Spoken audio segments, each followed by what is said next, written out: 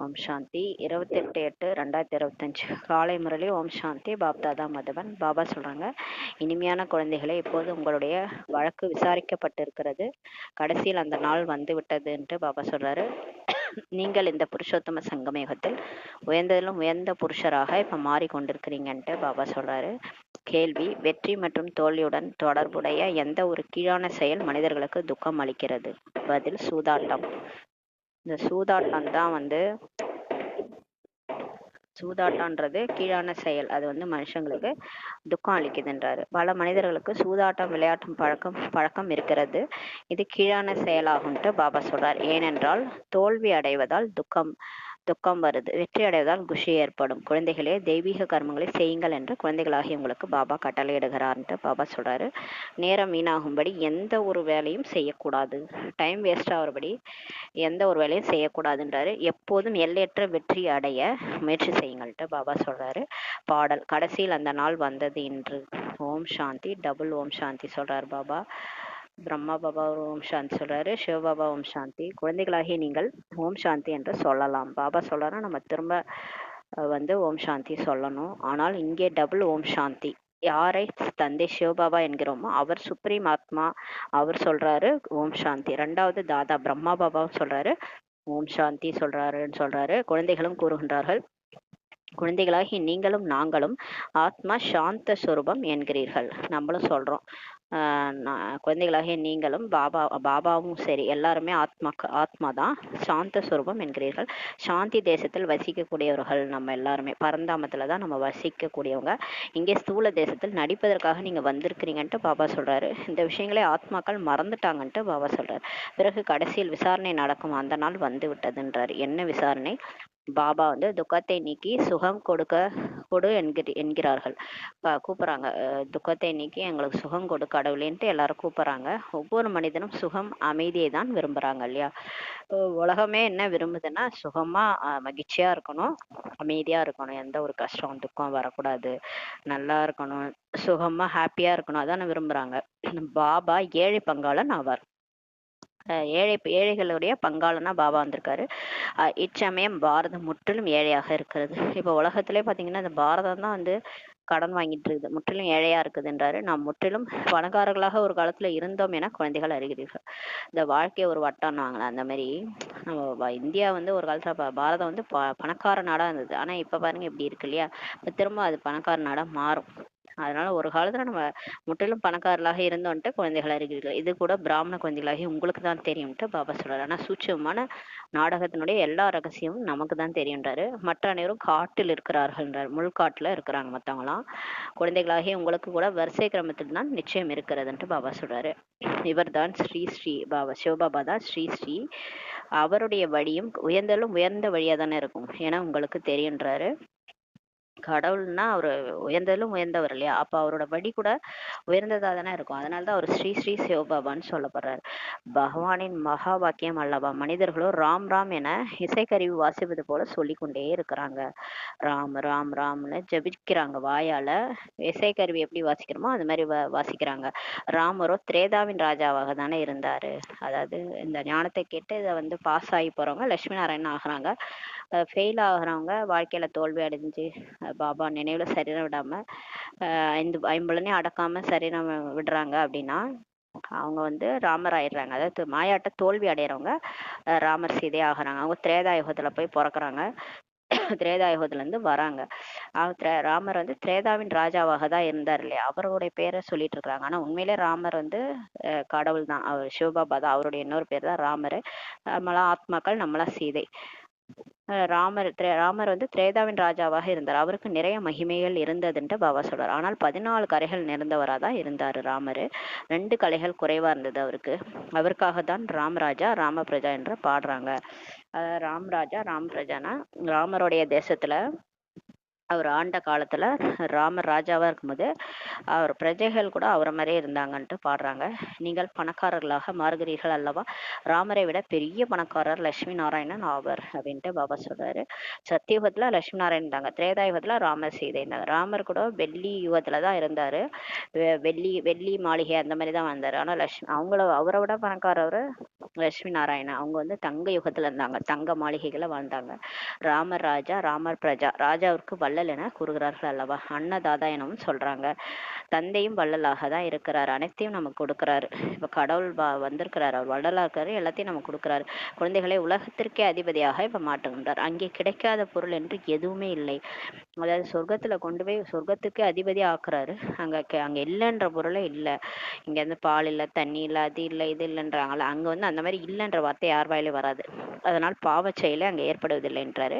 அங்கே பாவம் என்ற பெயரே இருக்காதுன்றாரு. இங்க இல்லாதனால தான் போயிட்டு பிச்சை எடுக்கிறாங்க, இல்ல போயிட்டு திருடுறாங்க.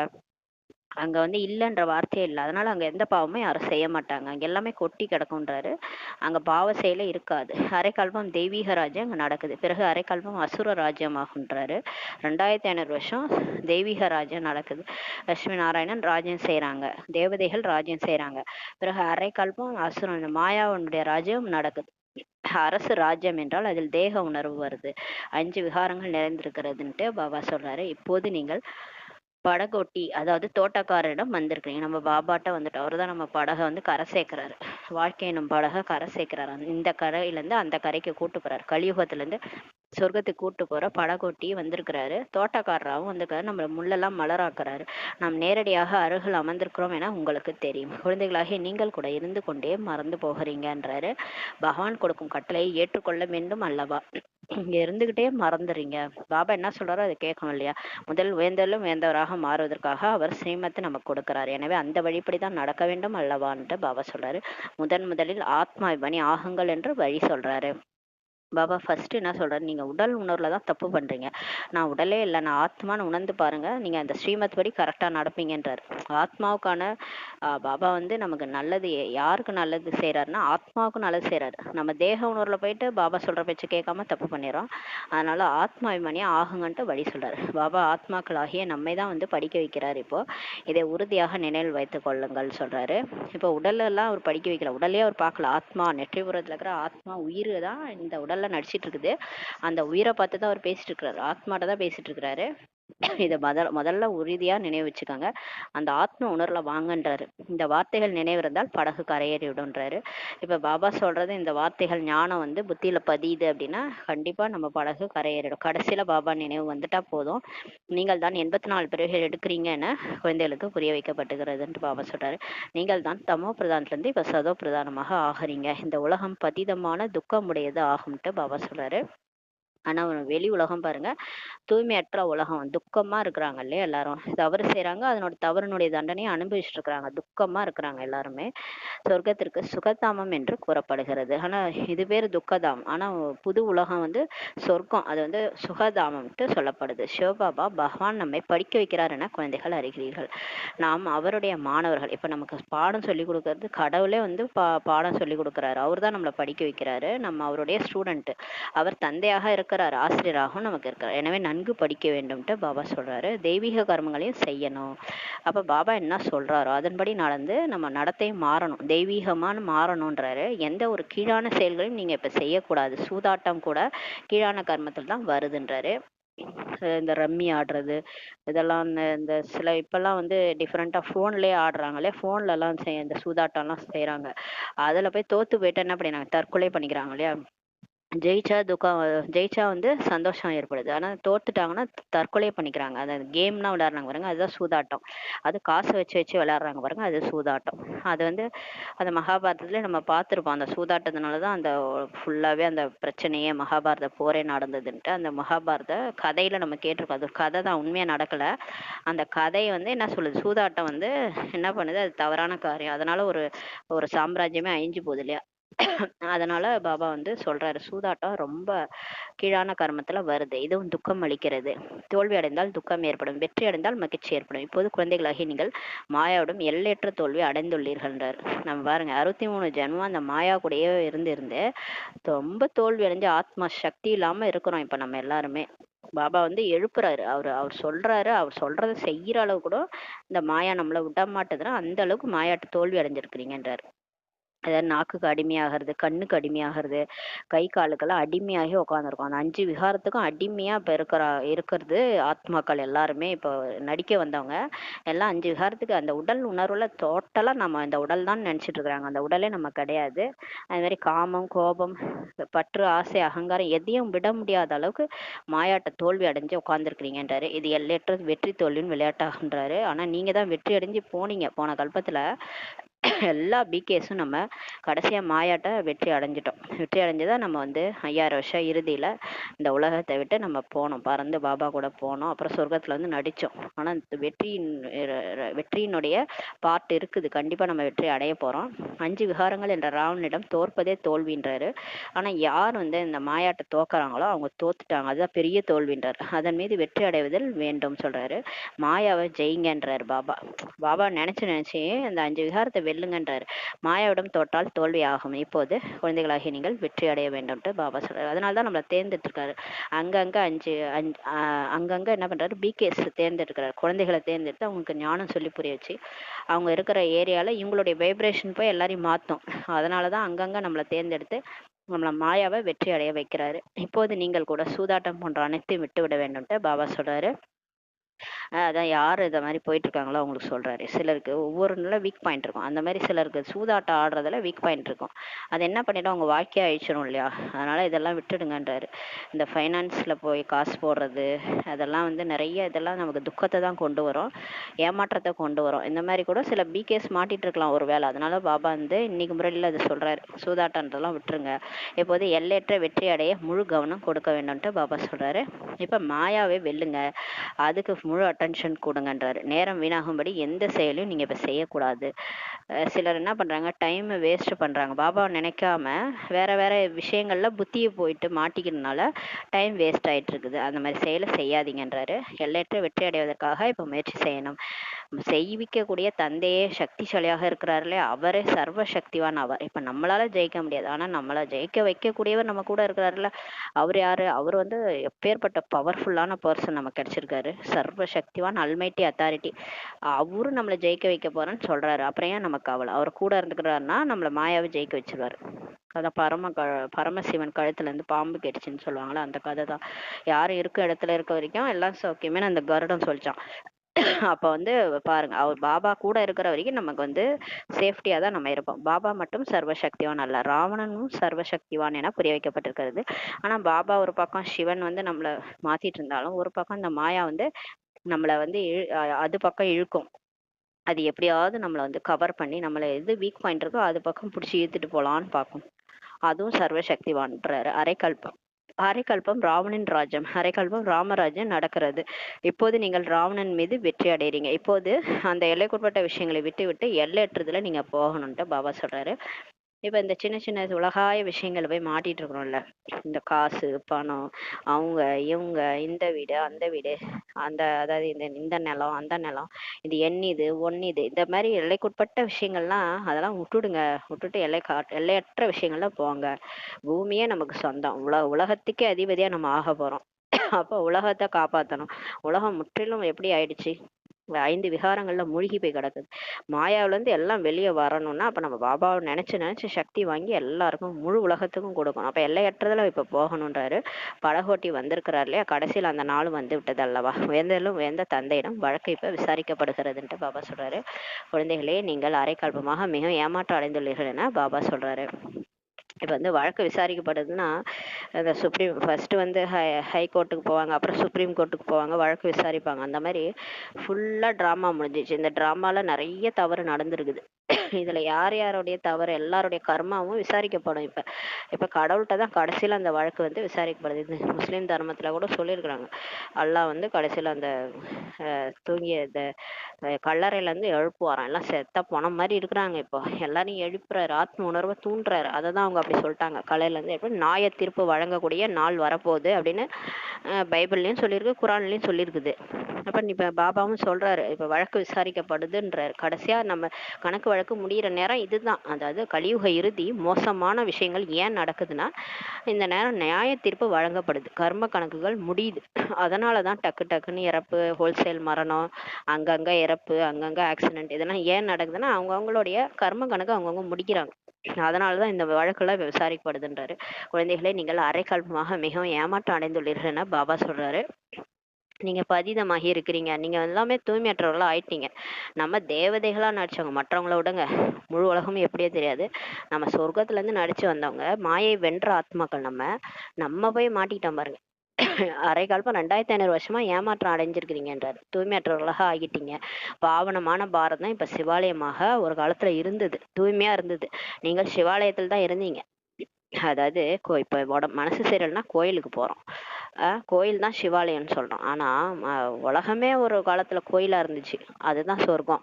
அங்கதான் நீங்களே சைத்தன்யமான ஆத்மாக்களா நீங்க வந்து தேவி தேவதைகளா வாழ்ந்தீங்க. கோயில்ல இருக்கிற சிலை மாதிரி நீங்க வந்து உயிரோட்டமா நீங்க வாழ்ந்தீங்க. அது நீங்க தான், அது உயிரோட்டமான ஆத்மாக்கள். நீங்க சிலையா இல்ல, நீங்க உயிரோட்டமா அங்க வாழ்ந்தீங்க. உங்களுடைய சிலை தான் இப்ப வந்து கோயில்ல வந்து வச்சு வணங்கிட்டு இருக்கிறாங்க. அப்ப அந்த அளவுக்கு நீங்க அங்க சைத்தன்யமா வாழ்ந்தீங்க. அந்த இதே உலகம் கோயில் மாதிரி இருந்ததுன்றாரு. அப்ப சிவாலயத்துல நீங்க இருந்தீங்க, இப்போது நீங்கள் வைசியாலயத்துல இருக்கிறீங்க. உங்களை கொண்டு போய் கோயில்ல விட்டேன், நீங்க இப்ப எங்க இருக்கிறீங்க தெரியுமா அப்படின்றாரு. இந்த முழு உலகமே இப்ப எப்படி இருக்குது? 5 விகாரத்தினால வீணா போன உலகம் ஆயிடுச்சு. அதுல நம்ம வாழ்ந்துட்டு இருக்கிறோம். எப்படி நம்ம வந்தோம் இங்க? பாபா கேக்குறாரு. நான் அப்படி அங்க விட்டுட்டு வந்தால எப்படி இப்படி வந்தீங்க? ஒரு குழந்தைய குளிப்பாட்டி அவங்க அம்மா நல்லா ட்ரெஸ் பண்ணி விட்டு அந்த குழந்தை சாக்காடுல போய் விழுந்து கிடக்குமா. அப்ப போய் எப்படி நீங்க வந்தேன்னு கேட்பாங்கல்ல அம்மா, அந்த மாதிரி பாபா இப்ப கேக்குறாரு. நான் உன்னை நல்லா குளிப்பாட்டி நல்லா அலங்காரம் பண்ணி உன்னை கொண்டு போய் சொர்க்கத்துல விட்டானே குழந்தாய், நீ எப்படி இப்ப வந்து நீ வைஷாலயத்துல இருக்கிற அப்படின்னு கேக்குறாரு. நீங்கள் சிவாலயத்துல இருக்கக்கூடியவர்களை பூஜிக்கிறீங்க, ஆனா நம்ம என்ன பண்றோம், நம்மளே இறங்கி இறங்கி வந்து நம்ம அவங்களே வந்து பூஜை பண்ண ஆரம்பிச்சிட்டோம். அதாவது சொர்க்கத்துல வாழ்ந்தவங்கள பூஜை பண்ண ஆரம்பிச்சிட்டோம். ஆனா சொர்க்கத்துல வாழ்ந்ததே நம்ம தான். இங்கே பல தர்மங்களின் எவ்வளவு குழப்பம் இருக்குது. இப்ப நிறைய குழப்பம் இங்க, அந்த இந்து முஸ்லீம் கிறிஸ்டின் இந்த புத்தர் இவங்கெல்லாம் யாரு, எதுக்கு இந்த இத்தனை தர்மம், நிறைய குழப்பம் இருக்குன்றார். இவை அனைத்தையும் நான் அழித்து விடுகிறேன் என பாபா சொல்றாரு. பாபா சொல்றாரு, எதுக்கு உங்களுக்கு குழப்பம்? இந்த குழப்பத்தினால தானே சண்டை போட்டுக்கிறீங்க. எதுவுமே வேண்டாம், எல்லாம் அழிச்சிடறேன்றாரு. அனைத்தும் அழிய வேண்டும். இது டிராமால அப்படிதான் இருக்கு. மேலும் தர்மசாவர்கள் அழிக்க மாட்டார்கள். தர்மசாவர்கள் தர்மத்தை ஸ்தாபனை பண்ணுவாங்க, அவ்வளவுதான். அவங்களுடைய தர்மத்தை ஸ்தாபனை பண்ணி ஒரு தர்ம ஸ்தாபனை ஆகுது. அதன் கீழே எல்லாரும் வந்து அந்தந்த தர்மத்துல நடிக்கிறாங்க. ஆனா கடைசியா வந்து மகா காளேஸ்வர் இவர் வந்து எல்லா தர்மத்தையும் அழிச்சிட்டு இந்த ஒரு தர்மத்தை நிலைநாட்டிட்டு போயிடுறாரு. அதாவது ஒரே குலம், ஒருவனே தேவன். எதுக்கு நீங்க பிரிவினை? இங்க ஒரு பிரிவினையும் கிடையாது. நார்மலா ஆத்மா, அவர் பரமாத்மா, அவ்வளவுதான். வேற தர்மமும் கிடையாது, ஒண்ணும் கிடையாது. எல்லாத்தையும் அழிச்சிட்டு ஒரே தர்மம், ஒரே குலம், ஒருவனே தேவன்ட்டு ஸ்தாபனை பண்ணிட்டு கடைசியா போயிடுறாரு அவர் மகா காளேஸ்வர். அவர்கள் சத்கதி அளிக்கக்கூடிய குரு கிடையாதுன்றாரு. அந்த தர்மசாபர்கள்லாம் யாரையும் கூட்டிட்டு போக முடியாது பரந்தாமத்துக்கு. அவங்க மட்டும் முக்தி, ஜீவன் முக்தி யாருக்கும் கொடுக்க முடியாது.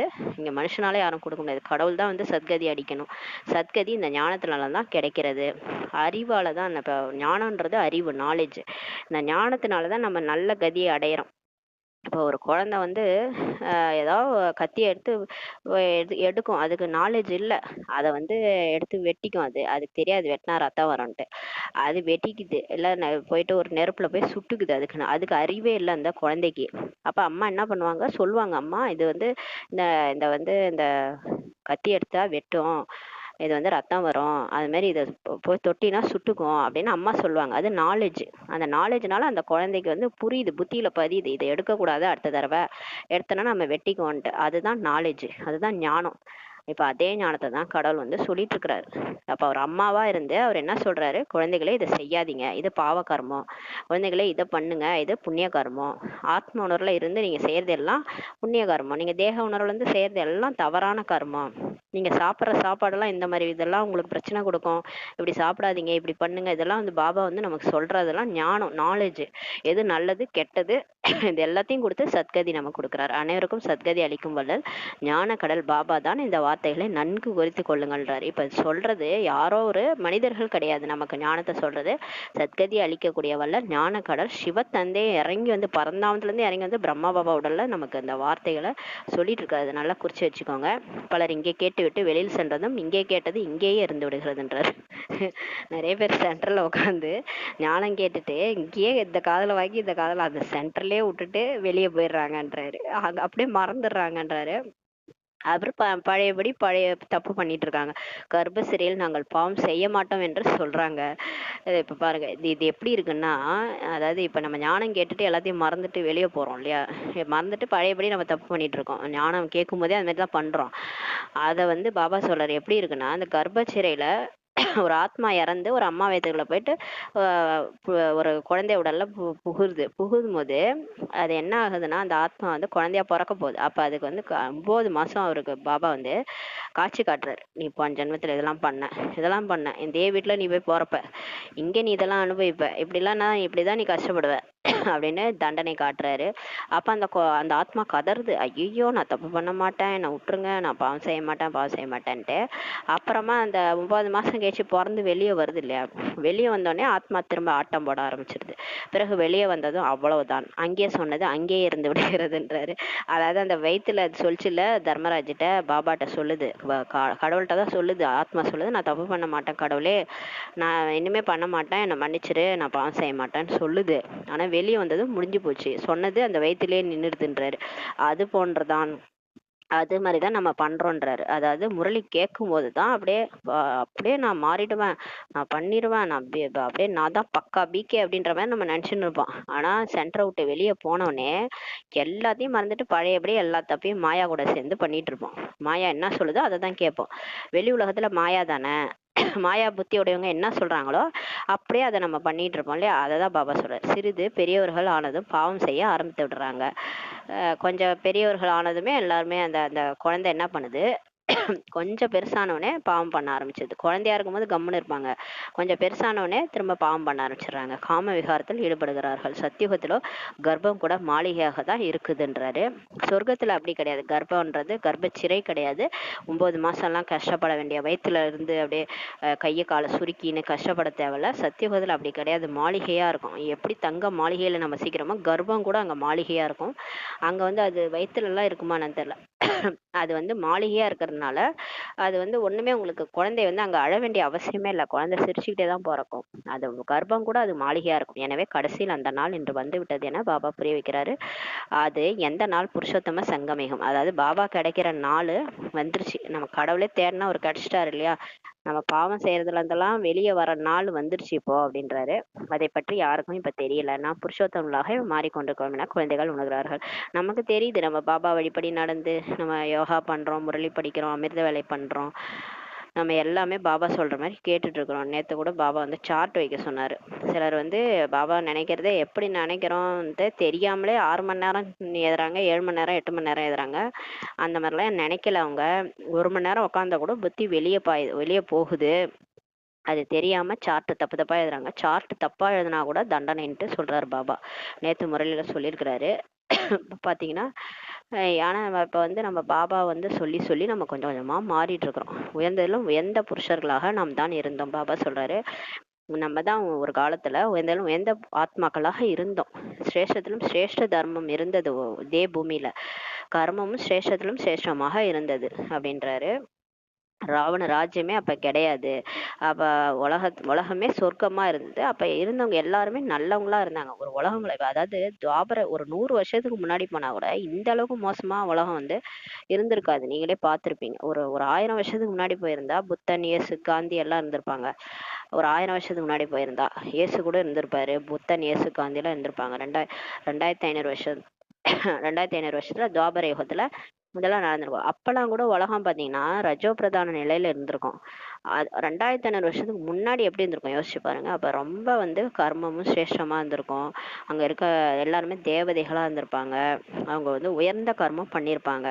அப்ப வந்து மாயாவோட ராஜ்யமே இல்லைன்னா யோசிச்சு பாருங்க, அந்த மாதிரி இருந்திருக்கும். அங்கதான் நம்ம வாழ்ந்தோன்றாரு பாபா. நீங்க அங்கதான் இருந்தீங்க, கடைசியில் பாபா படிக்க வைப்பதற்காக வரக்கூடிய அந்த நாள் வந்துருச்சுன்றாரு. இப்ப வந்துட்டாரு. இது நம்ம வந்து இறங்கி இறங்கி வந்து எல்லாம் வீணா போயிட்டோம். எப்படி இந்த உலகம் மோசமாயிடுச்சு இல்லையா? ஒருத்தனை பார்த்து அர்த்தம் கத்துக்கிட்டு அப்படியே மாறிடுறான். இப்ப வெட்டுறது கூட்டுறதுல கூட தப்பு இல்லைன்ற மாதிரி போய் நிக்குது. அவன் வந்து சரியில்லையா, அவன் வந்து எதிர்த்து பேசுறான்னா நீ அவனை அடிச்சு கொன்னுடு அப்படின்ட்டு அம்மா அப்பாவே சொல்லி கொடுக்குறாங்க. அப்ப இந்த மாதிரிலாம் உலகம் வந்து மோசமான கதியை அடைஞ்சிட்டு இருக்குது. அதாவது கர்மம் கெட்டு தர்மம் கெட்டு போச்சு. அந்த மாதிரி மோசமான உலகமா இப்ப இருக்குது. ஏன்னா அது ஒருத்தவங்க பார்த்து மத்தவங்க கத்துக்கிட்டு இந்த மாதிரி மோசமாயிட்டாங்க. சாப்பாடு குடித்தல் எல்லாம் மோசமா இருக்கறனால சாப்பாட்டே அப்படித்தானே சாப்பிட்றோம் நம்ம. வெளியில வாங்குற ஃபுட் எல்லாம் அப்படிதான் இருக்குது. வெத்துவன் குத்துவன்ட்டு நினைச்சிட்டு சமைக்கும் போது அந்த சாப்பாடை சாப்பிட்றவங்களுக்கும் வெட்டணும் குத்தணும்னு தான் தோணும் இல்லையா? அப்ப என்ன வைப்ரேஷன் அந்த சாப்பாடுல இருக்கோ அதே வைப்ரேஷன் தான் நமக்குள்ளார போகும். அதே புத்தி தான் நமக்கு செயல்படும். அதனாலதான் வெளியே வாங்கி சாப்பிடாதீங்கன்னு பாபா சொல்றாரு. இதனாலதான் வந்து இப்ப இந்த அளவுக்கு மோசமாயிடுச்சு. இப்ப பாபா நம்மள எல்லாரையும் படிக்க வைக்கிறதுக்காக வரக்கூடிய நாள் இப்ப வந்துருச்சு. எல்லாரையும் மாத்துறதுக்கு வந்துட்டாரு. முதல்ல கெட்டு போனவங்க யாரோ அவங்களதான் பிடிச்சி மாத்துறாரு இப்ப. அப்ப வந்திருக்கிறவர் யாருன்னா பதித்த பாவனர். அவரே பதித்த பாவனர். எனவே இப்படிப்பட்ட தந்தையின் ஸ்ரீமத் படி நடக்க வேண்டும் அல்லவா? அப்ப அந்த மாதிரி கடவுள் ஒருத்தர் வந்திருக்கிறாரு. அவர் நம்மளுடைய அப்பா. அவர் சொல்றபடி கேட்கணும் இல்லையா? இப்போது கலியுகத்தின் கடைசி ஆகும்னு சொல்றாரு.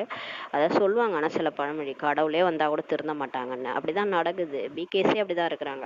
கடவுளே வந்தா கூட திருந்த முடியல அவங்களால. அந்த மாதிரி இருக்கிறாங்கன்றாரு. இப்ப ஏன்னா கலியுகத்தின் கடைசி ஆகுன்றாரு. சிறிது நேரமாவது தூய்மையாவதற்கு வேண்டும் அல்லவா? கொஞ்ச நேரமாவது வேணும்ல. அதனாலதான் 100 வருஷத்துல வந்திருக்கிறாரு. தூய்மை ஆகிறதுக்கு டைம் வேணும்னு சொல்றாரு. 60 வயதுக்கு பின் வானப்பிரசனம் என்று சொல்றாங்க. 60 வயசானாலே அதாவது அவங்களுடைய பொறுப்பெல்லாம் குழந்தைகளுக்கு கொடுத்துட்டு காசி ராமேஸ்வரம் அப்படி போயிடுவாங்க. 60 என்றால் ஊன்றுகோல் வேண்டும் என்று சொல்லுவாங்க. இப்போது 80 வயதானாலும் விகாரங்களை விடுவதில்லை என்றார். இப்போ ஆனா வந்து அந்த காலத்துலதான் 60 வயசுனா காசி ராமேஸ்வரம் போவாங்க. ஆனா இந்த காலத்துல யாரும் போறதில்ல. வீட்லயே இருந்துன்னு தொந்தரவு கொடுக்குறாங்க. அதோட அந்த வயசான தாத்தாஸ் பாட்டிஸ்லாம் சரி கிடையாது. அந்த மாதிரி மோசமானவங்களா இப்ப ஆயிட்டாங்கன்றாரு. நான் இவருடைய வானப்பிரசனில் பிரவேசமாகி இவருக்கு புரிய வைக்கின்றேன் என பாபா சொல்றாரு. இப்ப பாபா வந்து பிரம்மா பாபாவுடைய உடல்ல வந்து 60 வயசுக்கு மேல பிரவேசமாகி தான் எல்லா விஷயங்களையும் புரிய வைக்கிறாரு. ஏன்னா அந்த நிலையில தான் ஆத்மா கொஞ்சம் வந்து தூய்மை அடைகிற நிலை ஆகும். அதுக்கு முன்னாடி எல்லாம் தூய்மை அடைகிற நிலையில இருக்காது ஆத்மா. அப்ப 60 வயசுக்கு மேலதான் அவர் உடம்புல அவருக்கே ஒரு மாதிரி மாறுது எல்லாமே. பிரம்மா பாபாவுடைய புத்தி மாறும் போது அவரோட உடல்ல இவர் அவதரிச்சு எல்லா விஷயத்தையும் புரிய வைக்கிறேன்றாரு. ஆத்மா தான் தூய்மையாகி இப்ப கடந்து போகிறது. உடல் வந்து தூய்மையாகாது. ஆத்மா தான் தூய்மையாகி அந்த உடல்ல இருந்து நடிக்கிற வரைக்கும் இந்த உடல்ல நம்ம பாபா நினைவுல இருந்து நம்ம ஆத்மா தூய்மையாகுது. ஆனா உடல் வந்து என்ன ஆகும்? அதுக்கு உடல்ல பிரச்சனை எல்லாம் வரதான் செய்யும். ஏன்னா 63 ஜென்ம கர்ம போகம் நோயா வரும். நம்ம செஞ்ச பாவம் உடல்ல தான் நோயா வரும். நம்ம என்னெல்லாம் பாவம் பண்ணோமோ அது உடல்ல நோயா வந்து காட்டும். அந்த நோயெல்லாம் நம்ம அனுபவிக்க வேண்டியதுதான் இருக்கும். இருந்தாலும் ஆத்ம உணர்வுல இருந்து கொஞ்சம் அதாவது ஈட்டி மாதிரி வந்த பிரச்சனை எல்லாம் அப்படியே ஊசி மாதிரி அனுபவமாகும். ஏன்னா பாபா நினைவுல இருக்கிறதுனால எல்லாமே சின்ன சின்னதா முடிஞ்சிடும். பெரிய பெரிய பிரச்சனைலாம் கூட சின்ன சின்னதா நமக்கு தெரியும் பிகே ஆன பிறகு. ஆனா பாபா நினைவுல இருந்தாதான் அந்த மாதிரி இருக்கும். இப்ப ஆத்மா தான் தூய்மையாகி கடந்து போகுது. ஆத்மா தான் இப்ப பறக்குதுன்றாரு. இப்போது ஆத்மாவின் சிறகுகள் துண்டிக்கப்பட்டிருக்கிறது. இப்ப ஆத்மாவுக்கு 2 சிறகு இருந்தது. அது என்னன்னா ஊக்கம் உற்சாகம். அதாவது அர்ப்பனுக்கு வாழ் வந்தா அத்தராத்துல குழ பிடிப்பான் அப்படி சொல்லுவாங்க. காலில் பிடிக்க அதாவது தரையில நடக்க மாட்டான் பறப்பான்னுவாங்க. அந்த மாதிரிதான் ஆத்மா ஒரு காலத்துல பறந்துட்டு இருந்தது. அது வந்து பரந்தாமத்துல இருந்தது. நடிக்க வரும்போது அவ்வளவு குஷியில இருந்தது. சுகமா தான் வாழ்ந்தது ஆத்மா. ஊக்கம் உற்சாகம்ன்ற 2 ரெக்கையும் இருந்தது ஆத்மாவுக்கு. அந்த ரெக்கைய இந்த ராவணன் மாயா தான் துண்டிச்சிருச்சுன்றாரு. பறக்க முடியாத அளவுக்கு நம்மள பண்ணது இந்த மாயா தான். பறக்க முடியாது. ஆத்மா தான் இப்ப தூய்மையாகி கடந்து போகுது. ஆத்மா தான் பறக்குது. இப்போது ஆத்மாவின் சிறகுகள் துண்டிக்கப்பட்டிருக்கிறது. அதால பறக்க முடியாது. ஏன்னா ராவணன் சிறகுகளை துண்டித்து விட்டான்றார். பதித்தமாகிட்டாங்க. தூய்மையற்ற ஆத்மாவால பரந்தாமத்துக்கு போக முடியாது. தூய்மையானாதான் போக முடியும். தூய்மையானா ஆத்மா பறக்க ஆரம்பிச்சிருன்றாரு. ஒருவர் கூட இப்ப திரும்பி போக முடியாது. முதல்ல சுப்ரீம் தந்தை போக வேண்டும். இப்ப யாரும் பரந்தாமத்துக்கு போகல. அது ஜோதியோட கலந்துச்சு. அதெல்லாம் கிடையாது. ஐக்கியமாயிட்டாங்க. இதெல்லாம் வந்து எதுவுமே கிடையாது. யாருமே போல. ஏன்னா பாப்புலேஷன் அதிகமாயிட்டே இருக்குன்னா இங்கதான் இருக்கிறாங்க எல்லாரும். வந்தவங்க எல்லாம் இங்கதான் தங்கிட்டாங்க. 800 கோடியும் தாண்டுது பாப்புலேஷனா. யாரும் பரந்தாமத்துக்கு ஆத்மாக்கள் போகல. எல்லாம் உடல்ல இங்கதான் நடிச்சிட்டு இருக்கிறாங்க. இப்ப ஒருத்தவங்க கூட போக முடியாது. எல்லாரும் நாடக மேடையில தான் இருக்கிறாங்கன்றாரு. முதல்ல பாபா தான் போகணும். அதுக்கப்புறம் தான் பின்னாடிதான் நம்மளும் போவோம். சிவனின் ஊர்வலம் என்கிறார்கள் அல்லவா? அதாவது பக்தியில சிவனின் ஊர்வலம் காமிச்சிருக்கிறாங்க. சங்கரின் ஊர்வலம்ட்டு சொல்ல மாட்டாங்க. சிவனுடைய ஊர்வலம் தான் சொல்லியிருக்காங்க. பாபாவுக்கு பின்னால் நாம் அனைத்து குழந்தைகளும் செல்வம். இப்ப பாபா யாரெல்லாம் செலக்ட் பண்ணி பாடம் எடுக்கிறாரோ அவங்கெல்லாம் கர்மாதீத அடைஞ்சு சீக்கிரமா வந்து கர்ம கணக்குல முடிச்சு பாபா வரும்போது ரெடி ஆயிடுவாங்க. ரெடி ஆகும்போது அவங்க ஃபரிஸ்தாவா பறந்து பாபா கூட போயிடுவாங்க. ரெடி ஆகாதவங்க இங்கே தான் இருப்பாங்க. பாபா அழைத்து செல்வதற்காக இப்போ வந்திருக்கிறாரு. சரீரத்துடன் அழைத்து போக மாட்டார் அல்லவா, ஆனால் உடம்போட நம்ம போக மாட்டோம். பரிசா உடல்ல பறந்து போவோம், இல்லைன்னா புள்ளியாக தான் பறந்து போவோம். எல்லாருமே ஆத்மாவா தான் புள்ளியா கொசு கூட்டம் மாதிரி, அந்த தேனீக்களின் ராணி தேனீக்களின் கூட்டம் மாதிரி நம்ம எல்லாரும் பறந்து போவோம். அனைத்து ஆத்மாக்களும் பதித்தமாக இருக்கிறாங்க. தூய்மை ஆகாதவரை திரும்பி போக முடியாது. அதாவது தூய்மை ஆயிட்டாங்க, கர்ம கணக்கெல்லாம் முடிச்சிட்டாங்கன்னா எல்லாரும் பாபா கூடயே போயிடலாம். தூய்மை ஆகலைன்னா யாரும் போக முடியாதுன்றார். தூய்மை இருந்தபோது அமைதி சுகம் இருந்தது. ஆனால் எப்போ தூய்மை இருந்துச்சோ அப்போ சுகம் சாந்தி இருந்தது. ஆதி சனாதன தேவி தேவதா தர்மத்தினராகிய நீங்கள் மட்டும்தான் அப்போ இருந்தீங்க. இப்போது மற்ற அனைத்து தர்மத்தினரும் இருக்கிறாங்க. தேவதா தர்மம் மட்டும் இல்லை. இதற்கு கல்பவிருட்சம் என்று சொல்லப்படுகிறது. ஆலமரத்தோடு கூட இது ஒப்பிடப்படுகிறது. ஒரு ஆலமரம் இருக்குது, அதில் கல்கத்தாவில், அதில் வேர் பகுதி மட்டும் இல்லை, மற்ற மரம் முழுவதும் நிற்கிது. அந்த மாதிரி ஒரு மரம் இருக்குது. வேர் பகுதின்றது தேவி தேவதா தர்மம். அது மட்டும் இல்லை, மற்ற மரம் இருக்குது. அது போல இந்த தேவி தேவதா தர்மத்தின் அடித்தளம் இல்லை, மற்ற முழு மரமும் இருக்கிறது. நிச்சயம் இருந்தது, ஆனால் மறைஞ்சு போயிடுச்சுன்றாரு. மீண்டும் அது திரும்ப வரும். ஆனால் இந்த தேவி தேவதா தர்மத்தை பாபா திரும்ப ஸ்தாபனை பண்ணுறார். நான் ஒரு தர்மத்தை உருவாக்குவதற்காக மீண்டும் வருகிறேன்ட்டு பாபா சொல்கிறார். மற்ற அனைத்து தர்மங்களும் அழிந்து போகிறது. இல்லை என்றால் சிருஷ்டி சக்கரம் எவ்வாறு சொல்லும்ன்றார். உலகத்தின் வரலாறு புவியில் திரும்ப நடக்கும் என்று சொல்லப்படுகிறது. இப்போது பழைய உலகமாக இருக்கிறது. பிறகு இது புது உலகம் திரும்ப வரும். இந்த பழைய உலகம் மாறி புது உலகம் உருவாகும். இதே பாரதம் புதியதுலேருந்து இப்போ பழசாகுது. யமுனை ஆற்றங்கரையில் சொர்க்கம் இருந்துச்சுன்ட்டு சொல்கிறாங்க. நீங்கள் காம சிதையில் உட்காந்து என்ன ஆயிட்டீங்க, சுடுகாட்டில் வசிபவர்களாக இப்போ மாறி இருக்கிறீங்கன்ட்டு பாபா சொல்கிறாரு. நம்ம வந்து ஒரு நாள் ஒரு காலத்தில் நம்ம சொர்க்கத்தில் வாழ்ந்தோம். சிவாலயத்துல வாழ்ந்தோம். நம்ம இப்ப வேஷ்யாலயத்துல காமசிதையில உட்காந்து சுடுகாட்டுல வசிப்பவராக மாறியிருக்கிறீங்க என்றால் மீண்டும் உங்களை சொர்க்கத்தை சார்ந்தவர்களாக பாபா வந்து மாத்துறாரு. ஸ்ரீகிருஷ்ணரை ஷியாம் சுந்தர் என ஏன்னு சொல்றாங்க. அவர் தான் ஷியாமா இருந்தாரு, அது கருப்பா இருந்து அழகா இருக்கிறாரு, அதனாலதான் அவர் சொல்றாங்க. யாருடைய புத்தியில இந்த விஷயங்கள்லாம் இல்லை அப்படின்றாரு. பெயர் நன்றாக இருக்கிறது அல்லவா ஷியாம் சுந்தர். ராதே மற்றும் கிருஷ்ணர் இவர்கள் புது உலகின் இளவரசன் இளவரசி ஆக இருக்கிறாங்க. காமசதியில் அமர்வதால கலியுகத்துல இருக்கிறாங்கன்ட்டு பாபா சொல்றாரு. கடலின் குழந்தைகள் காமசதியில் இருந்து இறந்தனர் என பாடப்பட்டிருக்கிறது. பாருங்க, வந்து சாஸ்திரத்துல கூறப்பட்டிருக்குது, கடலின் குழந்தைகள் காமசிதையில உட்காந்து எரிஞ்சு செத்து போயிட்டாங்க அப்படின்னு சொல்லியிருக்காங்க. யாரு கடலின் குழந்தைகள்? கடல் யாரு? கடலுக்கு ஏது குழந்தைகள்? இதெல்லாம் யோசிக்கணும். கடல் வந்து சிவபாபாவுடைய பிகேஸ் வந்து சிவபாபாவுடைய குழந்தைகள் தான் பிகேஸே வீணா போயிட்டாங்க. பிகேஸே காமசிதையில எரிஞ்சு இறந்துட்டாங்கன்ட்டு பாடப்பட்டிருக்கு. இதெல்லாம் சாஸ்திரத்துல இருக்குது. இப்போது அனைவர் மீதும் பாபா ஞான மழை பொழிகிறார். அந்த இறந்து போன குழந்தைகளுக்கு தான் பாபா வந்து ஞான மழை பொழிஞ்சு அந்த குழந்தைகள் எல்லாம் உயிர்த்தெழற வைக்கிறார். பிறகு அனைவரும் சத்தியுகத்திற்கு சென்று விடுவார்கள். இப்ப அந்த ஞான மழை பொழிஞ்சு நம்மளாம் மாறி தூய்மையாகி சொர்க்கத்துக்கு போயிடுவோன்றார். இப்போது சங்கம யுகம் ஆகும். உங்களுக்கு அடிவற்ற ஞான ரத்தனங்களின் தானம் கிடைக்கிறதுன்ட்டு பாபா சொல்றாரு. இதனால் நீங்கள் பணக்காரரா ஆகிறீங்க. இந்த ஞானம் கேட்கறோம் இல்லையா, இது ஒன்றும் வந்து கோடிக்கணக்கான ரூபாய்க்கு சமம். இதை புத்தியில ஸ்டோர் பண்ணிட்டு போறோம், ஆத்மால தான் ஸ்டோர் ஆகுது. இது கேட்ட ஞானம் என்னைக்குமே வந்து வீண் போகாது. நம்ம செத்தா கூட நம்ம கூடவே இந்த ஞானம் வந்து வரும், அதோட பிராப்தி நமக்கு கிடைக்கும். இது வந்து எப்போ நம்ம சொர்க்கத்துல போய் பிறக்கும் போது இதோட பிராப்தி, இந்த ஞானத்தினுடைய பலன் நம்ம அடைய போறோம். இதனாலதான் நம்ம பணக்காரர் ஆகிறீங்கன்றாரு. எப்படி அங்க போய் தங்க மாளிகை வைரெல்லாம் கிடைக்குதோ இந்த ஞானத்தினாலதான். இந்த ஒவ்வொரு ரத்தினமும் லட்சக்கணக்கான ரூபாய் ஆகுன்றார். இந்த ஒரு பாயிண்ட் இருக்கு இல்லையா, இந்த ஒரு பாயிண்ட் மனாபவ அப்படின்னா அந்த பாயிண்ட்டுக்கு லட்சக்கணக்கான ரூபாய்க்கு சமன்றாரு. நம்மளாம் எப்பேற்பட்ட பணக்காரங்க யோசிச்சு பாருங்க. வெளி உலகத்துல இருக்காங்களோ அவங்களாம் ஒண்ணுமே இல்லாதவங்க. நம்ம இவ்வளோ ஞானத்தை கேட்டிருக்கோம் இல்லையா, நம்ம தான் பெரிய பணக்காரங்க, ரிச்சஸ்ட் இன் த வேர்ல்டுன்றார். அவர்களோ சாஸ்திரங்களின் வார்த்தைகளே லட்சக்கணக்கான ரூபாய்ன்ட்டு நினைக்கிறாங்க. குழந்தைகளாகி நீங்கள் இந்த படிப்பினால் பல கோடிக்கு அதிபதியா இப்ப ஆகிறீங்கன்றார். பாருங்க, 4 பக்கம் முரளி யோசிச்சு பாருங்க. ஒரு நாளைக்கே நம்ம எத்தனை கோடிக்கணக்கான ரூபாயை சம்பாதிக்கிறோம்.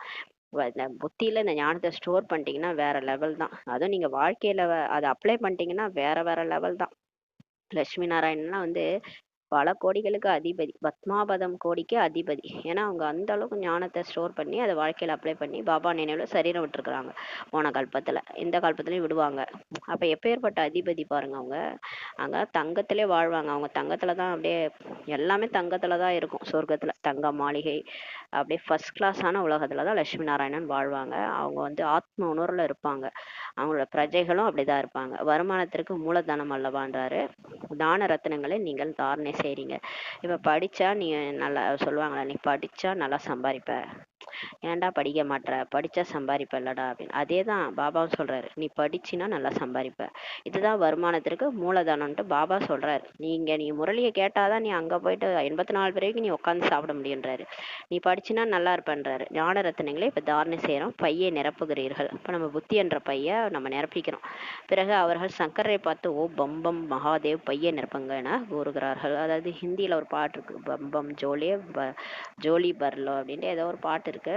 சங்கரர் தான் நிரப்பா, அதாவது சிவனை தான் சங்கர் நினைச்சிட்டாங்க. சங்கர் வந்து பையன் நிரப்புங்கன்றாங்க. ஆனா சிவன் தான் நமக்கு புத்தி என்ற பையன் நிரப்புறாரு, அது தெரியல. ஸ்தூலமா அவங்க எல்லாத்தையும் நினைச்சிட்டாங்க. ஸ்தூலமா சங்கரர் வந்து பையன் நிரப்புவாருங்க. சங்கர் மீது எவ்வளவு குற்றம் சாட்டுறாங்க. அவர் வந்து இதை பாங் குடிச்சாரு, பீடி பிடிச்சாரு, இது கஞ்சா பிடிச்சாரு, என்னென்னமோ சங்கரன் வந்து ஒருத்தர். அவர் என்ன சூட்சும தேவதை தான். அவர் சிவனும் சங்கரரும் ஒண்ணும் கிடையாது. சிவன் வேற சங்கரர் வேற.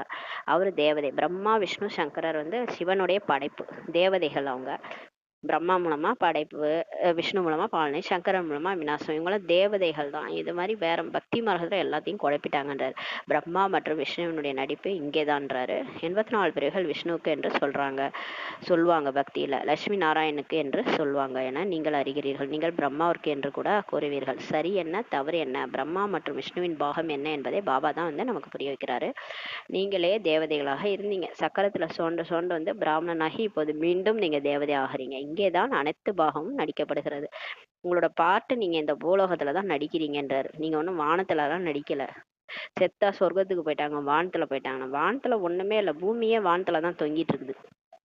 அப்புறம் எங்க இருந்து வானத்துல போய் நீங்க தொங்க முடியும்? வானத்துல எல்லாம் ஒண்ணும் கிடையாது. ஆத்மா பரமாத்மா, அவ்வளவுதான். ஆத்மா உடல் எடுத்து நடிக்கும் போது பூமியில தான் வந்து உடல் எடுத்து நடிக்கும். 5 தத்துவங்களான உடல் தான் இந்த உடல். அப்ப அது எங்க இருக்கும்னா பூமியில தான் 5 தத்துவங்கள் இருக்குது. நிலத்துல இருந்து அந்த அம்மா சாப்பிடுறது, அதுதான் வயித்துல குழந்தையா உருவாகுது. 5 தத்துவங்களும் சேர்ந்துதான் ஒரு உடல் உருவாகுது. அப்ப வானத்துல எங்க இருந்து உடல் வரும்? வானத்துல எல்லாம் உடல் வராது. வானத்துலதான் பூமியே தொங்கிட்டு இருக்குது. அந்த 9 பிளானட்டும் வானத்துலதான் தொங்கிட்டு இருக்குது.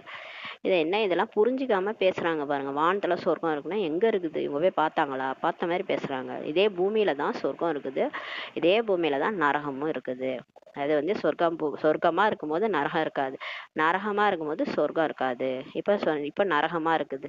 இத நரகம் வந்து மாறி சொர்க்கமா மாறும். இது எப்படி வந்து பகல் இரவு வருதோ அந்த மாதிரி மாறும். இங்கேதான் அனைத்து பாகம் நடிக்கப்படுகிறது. வைகுண்டத்தின் விளையாட்டுகளை நீங்க அவங்க பார்க்கறாங்க. இங்கே வைகுண்டம் கிடையாதுன்றாரு. மீரா நடனம் ஆடினார். இது அனைத்தும் காட்சிகள் தான் என்பார்கள். எவ்வளவு அவருக்கு மரியாதை இருக்கிறது. மீராவுக்கு காட்சி கிடைச்சது இல்லையா? கிருஷ்ணரோட அவர் டான்ஸ் ஆடினார். அதனால என்ன, கிருஷ்ணரோட போலையே, சொர்க்கத்துல போகல, இங்கேதான் இருந்தாங்க. வயசாகி செத்து போயிட்டாங்க மீரா. ஆனா காட்சி மட்டும் பார்த்தாங்க, மற்றபடி அவங்க சொர்க்கத்துக்கு போகலல்ல. அதனால என்ன, காட்சி பார்க்கறதுனால ஒண்ணும் நடக்காதுன்றாரு. கதி சத்கதி சங்கமத்தில் தான் கிடைக்கிறதுன்ட்டு பாபா சொல்றாரு. ஆனா முக்தி, ஜீவன் முக்தி, இந்த உடலை விட்டு ஆத்மா பறந்து போயிட்டு சொர்க்கத்துல தேவதையா நடிக்கிறதோ இல்ல பரந்தாமத்துக்கு போறதோ எல்லாம் இப்ப சங்கம யுகத்துல தான் கிடைக்கிறது. துவாபர யுகத்துல எதுவும் நடக்காது. இந்த புருஷோத்தம சங்கம யுகத்தை நீங்க புரிஞ்சுக்கிறீங்க.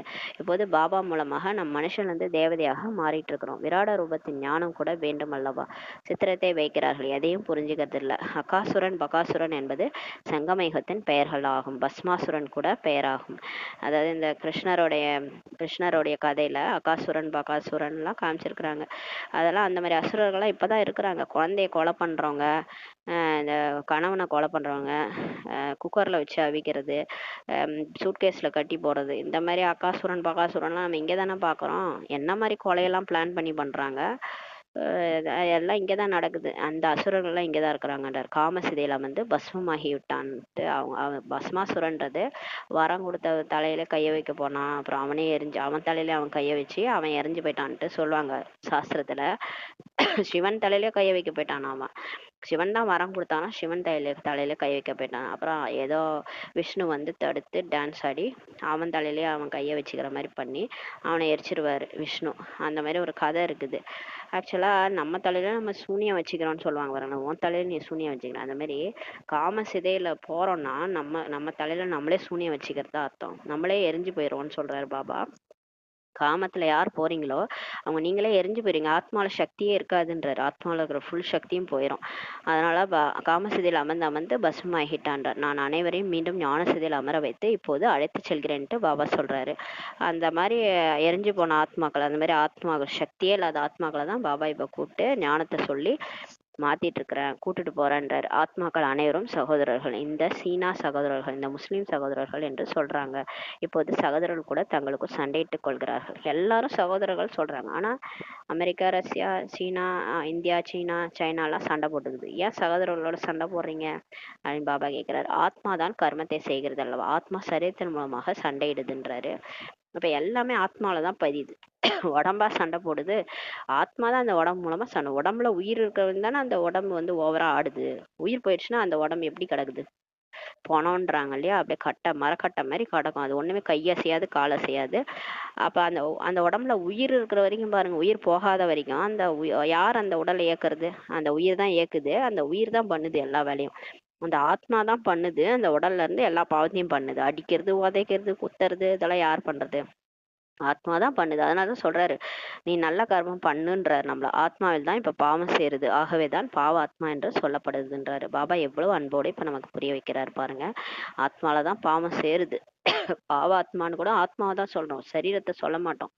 பாவ சரீரம் புண்ணிய சரீரம் சொல்ல மாட்டோம். அந்த சரீரம் அழிஞ்சு போயிடுது, உடலே மறக்கப்படுது, போட்டோவா வச்சிருவாங்க அவ்வளவுதான். அந்த போட்டோ கூட தூக்கி போட்டுருவாங்க. ஒரு 2 3 ஜென்ரேஷன் ஆயிடுச்சுன்னா இந்த போட்டோவை ஏன் வைக்கணும்னு தூக்கி போட்டுருவாங்க. யாருன்னே தெரியல, தாத்தா பாட்டி பேர்லாம் மறந்து போயிருக்கும். இப்ப நம்மளே இப்ப இருக்கிறோம்னா இன்னும் ஒரு எப்படியும் ஒரு 40 வருஷம் கழிச்சு நம்மள மறந்தே போயிருவாங்க எல்லாரும். இவங்கெல்லாம் இந்த மாதிரி வாழ்ந்தாங்கன்றதே மறந்து போயிருக்கும்.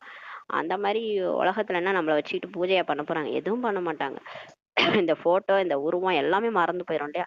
அதனால இப்ப சரீரத்தை யாரெல்லாம் மறந்துடுவாங்க, ஆனா ஆத்மாவை மறக்க மாட்டாங்க. ஒருத்தவங்க நல்லது பண்ணிட்டு போயிருந்தாங்கன்னா அதை என்னைக்குமே சொல்லுவாங்க, இந்த மாதிரி ஒருத்தவங்க இருந்தாங்க, அவங்க இவ்வளவு பண்ணாங்க, நல்லது பண்ணாங்கன்ட்டு. அததான் சொல்றாரு, ஆத்மாவுக்கு தான் இங்க வேல்யூ, சரீரத்துக்கு வேல்யூவே கிடையாது. ஆத்மா தான் பாவாத்மா ஆகுது, புண்ணிய ஆத்மாவா ஆகுது. பாபா எவ்வளவு அன்போட இப்ப புரிய வைக்கிறார். சிவபாபா மற்றும் பிரம்மா பாபா இருவருக்கும் குழந்தைகளே என கூறக்கூட உரிமை இருக்கிறதுன்றாரு. சிவபாபா வராரு, அவருடைய குழந்தைகள் ஆத்மாக்கள், அவர் குழந்தைகளே என்றாரு. பிரம்மா பாபாவும் என்ன ஆயிடுறாரு, பொறுப்பு தலையில எடுத்துக்கிறாரு. என் மூலமா தான் படைப்பு பண்றாரு, நான் இந்த பொறுப்பை எடுத்துக்கிறேன், முழு உலகத்துக்கும் நான் தான் பொறுப்புன்னு முழு உலக குழந்தைகளுக்கு அவர் சக்தி கொடுக்குறாரு பாருங்க. உரிமை இருக்குதுன்றாரு. பிரம்மா மூலமா தானே படைப்புன்னு சொல்லியிருக்காங்க. ஆதாமே அவர் தான். ஆதாம் மூலம் தான் முழு உலகமே தோன்றுச்சுன்னு சொல்லியிருக்கிறாங்க சாஸ்திரத்துல. எல்லா பைபிள் குரான்ல ஆதாம் மூலமா தான் முழு உலகமே தோன்றுச்சு. அவர் தான் கொள்ளு தாத்தா எழு தாத்தான்னுவாங்க. ஆடம் ஈவுன்னு சொல்லுவாங்க. அது வேற யாரும் கிடையாது, பிரம்மா பாபா. பிரம்மா பாபா உடம்புலதான் சிவபாபா வந்து பிராமணர்களை படைக்கிறாரு, ஞானத்தை சொல்லி. இந்த ஞானம் எல்லாருக்கும் போகுது, முழு உலகத்துக்கும் போகுதுன்னா அப்ப யார் அப்பா, சிவபாபாவும் பிரம்மா பாபாவும் தான் அப்பா. பாபா தாதா மூலமாக ஓ குழந்தைகளை புரிந்து கொள்கிறீர்கள் அல்லவா, ஆத்மாவாகிய நாம் இங்கே வந்து நடிக்கின்றோம் என்று சொல்றாரு. இப்ப நம்ம நடிக்க வர மாதிரிதான் சிவபாபாவும் நடிக்க வந்திருக்கார். பிறகு கடைசியில் பாபா வந்து அனைவரும் தூய்மையாக்கி உடன் அழைத்து செல்கிறார். நாம வந்தோம், நடிக்க வந்தோம். நம்மளுடைய ஸ்டேஜ், தூய்மையினுடைய ஸ்டேஜை பொறுத்து நம்ம எங்க இறங்கணுமோ அங்க இறங்கி வந்து நடிச்சோம். சொர்க்கத்துல வந்திருப்போம், இல்ல திரேதாயுகத்துல, இல்ல துவாபரயுகத்துல எங்க இறங்கணுமோ அங்க வந்து இறங்கி வந்து நடிக்க வந்துட்டோம். நம்மளுடைய ஸ்டேஜை பொறுத்து நடிக்க வந்தோம். இப்ப கடைசி ஸ்டேஜ்ல இருக்கிறோம், கடைசி நடிப்புல இருக்கிறோம். இப்ப பாபா வந்து எல்லாரையும் தூய்மையாக்கி கூட அழைச்சிட்டு போறாரு. தந்தை தான் வந்து ஞானத்தை அளிக்கிறார். இங்கேதான் வராரு இல்லையா, அவரும் இங்கேதான் வந்து சொல்றாரு. மேலேயே இருந்தெல்லாம் சொன்னாலாம் மாற மாட்டோம், கீழே வந்து சொல்லியே மாற மாட்டோம். மேல சொன்னா மட்டும் மாறிடுவோமா, மேல இருந்தெல்லாம் கடவுள் சொல்லலாம் ஞானத்தை, கீழே வந்து ஒரு உடல்ல வந்து சொல்றாரு. அதுதான் நந்தின்றது அவருடைய ரதத்துல வந்துதான் சொல்றாரு. அதனாலதான் பக்தி மார்க்கத்துல சிவனுக்கு முன்னாடி நந்தி காமிச்சிருக்கிறாங்க. நந்தின்றது பிரம்மா பாபாவுடைய உடல், அந்த உடல்ல தான் வந்து நமக்கு ஞானத்தை சொல்றாரு. சிவ ஜெயந்தி கூட கொண்டாடுறாங்க. சிவ ஜெயந்திக்கு பிறகு கிருஷ்ண ஜெயந்தி வருது. ஸ்ரீகிருஷ்ணர் தான் பிறகு ஸ்ரீநாராயணன் ஆகிறார். பிறகு சுழற்சியில் வந்து கடைசியில் கற்பாக ஆகிறாரு.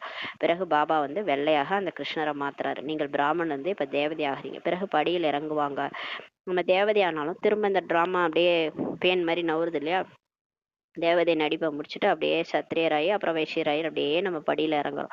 இந்த 84 பிறவிகளின் கணக்கு வேற யாருடைய புத்தியிலும் இப்ப இல்லை. தந்தை தான் வந்து குழந்தைகளுக்கு புரிய வைக்கிறார்.